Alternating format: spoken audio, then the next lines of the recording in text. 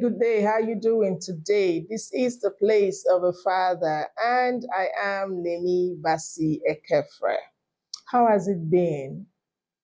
I am very concerned about fathers, right? I want to see every father enjoy what God has for him. And that comes from a father knowing his place and taking his place. It's one thing to have knowledge, it's another thing to apply the knowledge. Some fathers do not even know what they're supposed to do, as fathers. Some of them know it and they're like, it doesn't matter. But there are certain things that when you do and you put in place will help you enjoy life now, tomorrow, and for a long time, because enjoyment of life is not just for the present now, sir. If your children are, if the children get to a stage tomorrow where they regret being your child, even if you're not alive, that will be like a negative score. So there's a man in the Bible. His story, his name is Hezekiah. Let's see what we can learn from this part of his life. Hezekiah was doing well. Everything was going well. Then at some point he got sick. And when he got sick, he received a message. The story is somewhere in the book of 2 Kings, chapter 20. He got sick, received a message that, guy, put your house in order. You're going to, be gone.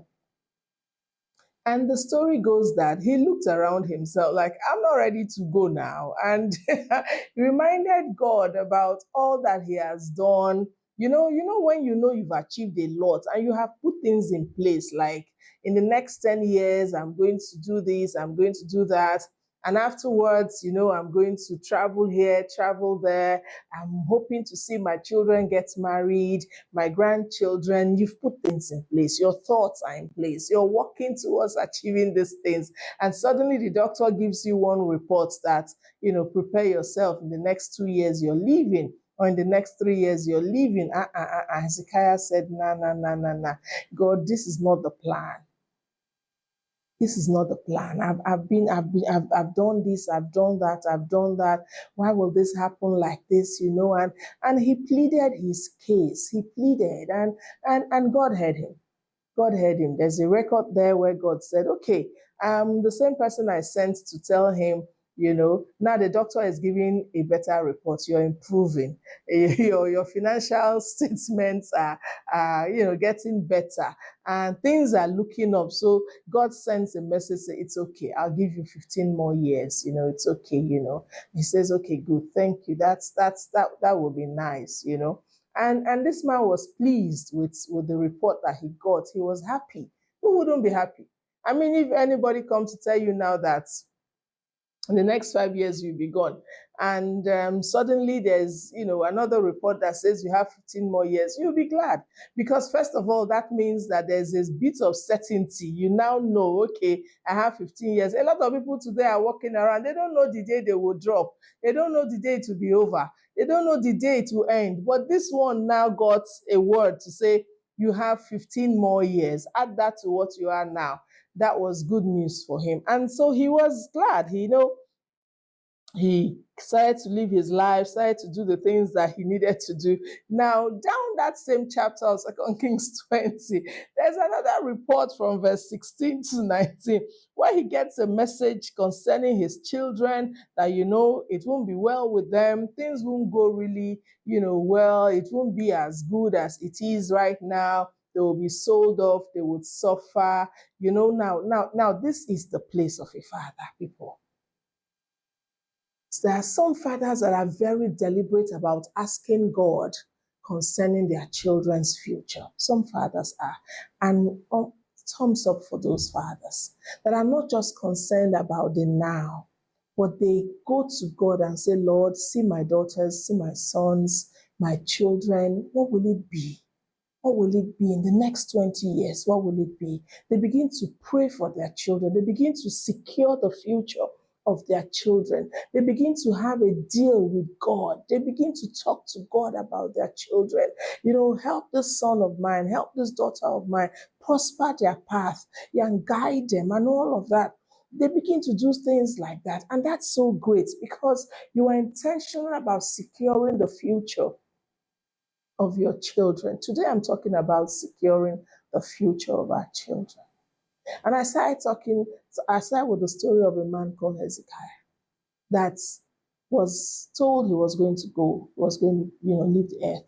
But he prayed, he asked, he pleaded, and his future was secured. He got 15 more years added to his life. So he now is in a position where he could make plans.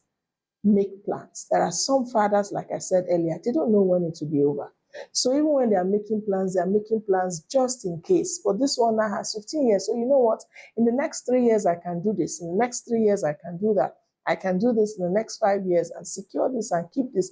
He had all of the opportunity. Now, after doing that for himself, a message came that your own children, they will be sold off. It won't go well with them. After a while, that son of yours will become a nonentity. That daughter of yours won't make it in school. That's the grandchild of yours. And the man says, okay now, as long as it is okay with me. As long as it's okay with me, talk. I'm fine. What happened, Hezekiah? Uncle, what happened? Why? What happened? The same you that pleaded with God. I don't want to just go now. I have served you. I have done this. I have done that.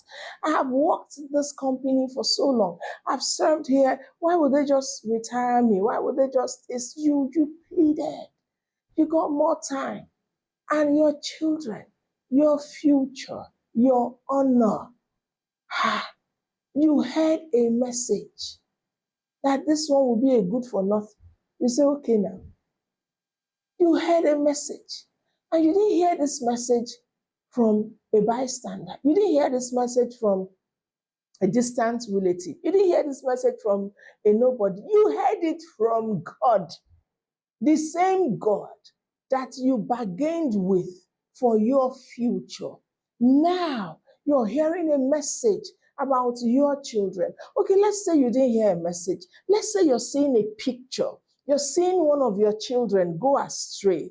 You're seeing one of your children act in a way that desires his life. I've done my part. I don't know what else to do. It is his life. I don't care. I won't come and kill myself. It doesn't matter. That's where the honor comes now. You mean you will just let everything slide? You won't fight for this. You won't secure the future. Now, this future is not just their future. It's also your future. I mean, would you want to be gone? And after 5 years, everything crumbles. After 10 years, it's all gone. Your name is gone. No, sir. I beg of you. It doesn't matter what's going on around you. You have the honor of securing the future. Not just of your children, but of yourself. Your name, your work. You walked on this earth. Don't be gone when you are gone. Don't be gone when you are gone. Let your children continue their life, but they're also living out what you have secured. But Hezekiah here just said, it's okay. As long as in this now, in this present time, in this as I am now, everything will be fine with me. So it's okay. It's okay. What would you rather do? If you get an understanding of what the future of your children will be, what would you rather do? Wouldn't you try to put things in place for them today so that what you saw that wasn't good shouldn't come to pass? Wouldn't you begin to ensure that, no, things are done the way they should be? But Hezekiah said, it doesn't matter. I'm fine. As long as I'm fine today, that's okay. That's not a man set to secure his future. That's a man saying, I don't care.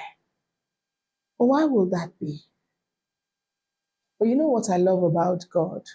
It got to a place in that same scripture where a message came, and even though he wasn't concerned for the children and he was only concerned for himself, there's a report that says, but for David's sake, but for David's sake, but for David's sake, we will show mercy. So he got mercy because of David, because of another father, because of another person.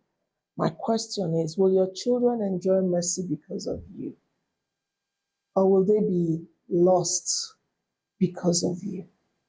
Are you willing today to secure a future for your children? Are you willing to secure a future for your children? What is that future that I'm talking about? A future where they are glad that they belong to you. A future where they are bold to walk into, regardless of everything going on. They know what our Father has taught us will see us through the turbulent times that will come. They know that if we ever get a message that things are not right, we can talk to the same God our Father talked with and had fellowship with. Are you securing the future of your children? Or are you just satisfied with all that you are getting now and saying, well, they should sort themselves out? What's my business?